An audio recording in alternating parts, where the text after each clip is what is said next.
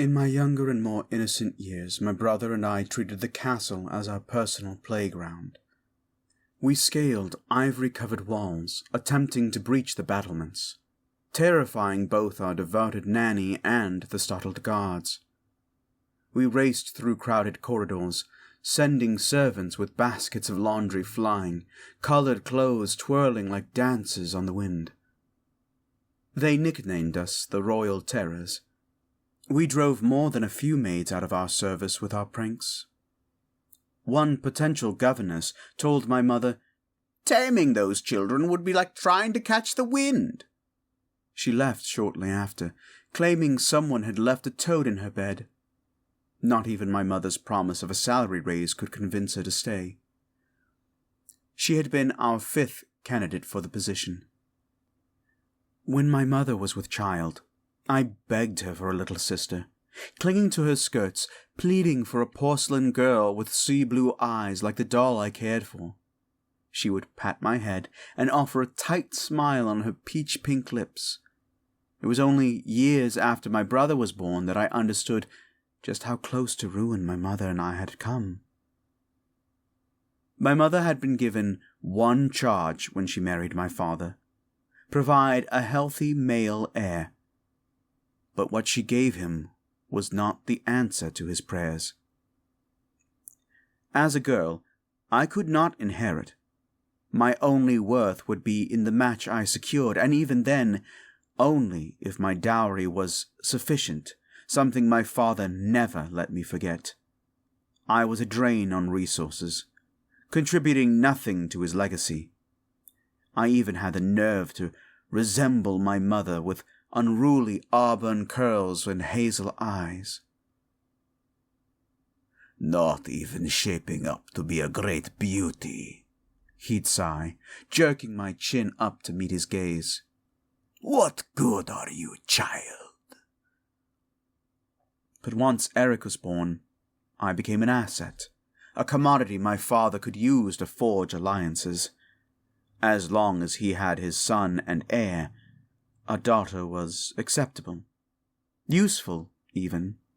He could dangle me before foreign courts and auction me to the highest bidder, getting prestige and power. But at 5 years old, I didn't understand politics. I simply adored the infant before me. He was a quiet baby, so much so that my mother often feared he was sickly. As the future king, every coo and cry was examined by physicians. Even as a young child, he preferred to watch others play rather than join in. At his first sword lesson, he cried and clung to my mother's skirts, begging to stay with her. "Weakling," my father hissed, throwing the word like a curse. "You gave me a weakling." Eric never escaped that word. No matter how proficient he became with a sword or bow, no matter how many tutors he impressed, that label clung to him. "Pay him no mind," my mother soothed him after one particularly brutal shouting match. "You are both everything I could have ever wished for." For a time, her voice was a thread that held us together, soft and steady in a chaos we didn't yet understand. Even when the storms came, slamming doors, frayed nerves, silence stretched too tight, she was our calm in the center. We leaned on her, never realizing how much weight she bore alone. When she died, part of us went into the dark, cold ground with her. That day I knew I had to protect my brother at any and all cost. Not just from our father's wrath, but from the secret our mother had entrusted to our silence. Our magic. I was 10 when the wind answered me. It happened after a miserable afternoon in the royal gardens, where I'd been paraded like a prized lamb before foreign dignitaries. It was meant to impress, to secure a good match and earn my father's approval. Instead, I spoke too freely, walked too ineloquently, ate too much food.